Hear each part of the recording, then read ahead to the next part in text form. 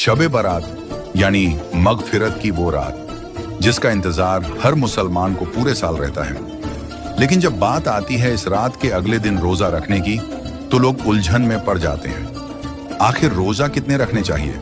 सिर्फ 15 तारीख का एक रोजा या फिर उसके साथ 14 या 16 को मिलाकर 2 रोजे? मेरे प्यारे अजीज दोस्तों, सबसे पहले तो हमें यह समझना होगा कि जिस महीने में शब बारात आती है यानी शाबान, उसकी अपनी फजीलत क्या है। शाबान का महीना अल्लाह का चुना हुआ खास महीना है। ये वो महीना है जो रमजान की खुशबू लेकर आता है। हदीस शरीफ में आता है कि हमारे प्यारे आका नबी करीम सल्लल्लाहु अलैहि वसल्लम रमजान के अलावा अगर किसी महीने में सबसे ज्यादा कसरत से नफिल रोजे रखते थे तो वो शाबान का ही महीना था। अब सवाल ये है कि हुजूर सल्लल्लाहु अलैहि वसल्लम इस महीने में इतने रोजे क्यों रखते थे? इसके पीछे एक बहुत प्यारा वाक्य है। नबी सल्लल्लाहु अलैहि वसल्लम ने इरशाद फरमाया, यह वो महीना है जिसमें बंदों के अमाल अल्लाह रब्बुल इज्जत के हुजूर पेश किए जाते हैं। जरा सोचिए, साल भर का हमारा नामे अमाल अल्लाह के सामने रखा जा रहा है। इसीलिए हमारे नबी ने फरमाया, मैं चाहता हूं कि जब मेरा अमल अल्लाह के सामने पेश हो तो मैं रोजे की हालत में हूं।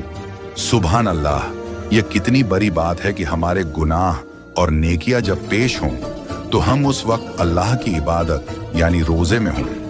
अब आते हैं आपके असल सवाल पर कि शब बारात में रोजा एक रखें या 2।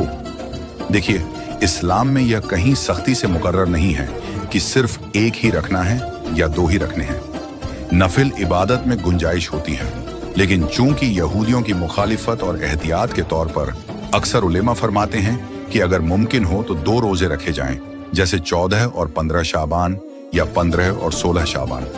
यह अदब के ज्यादा करीब समझा जाता है, मगर हमारे प्यारे नबी सल्लल्लाहु अलैहि वसल्लम ने इरशाद फरमाया है कि शब बारात की रात इबादत की जाए और उसकी सुबह यानी 15 तारीख को रोजा रखकर अल्लाह की तरफ रुजू किया जाए। तो अगर आप 2 नहीं रख सकते तो कम से कम 1 रोजा जरूर रखें और सुन्नत से अपना ताल्लुक जोड़ें। मायूस न हो, अल्लाह नियत देखता है।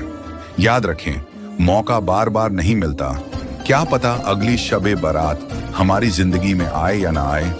अल्लाह हम सबको अमल की तौफीक दे।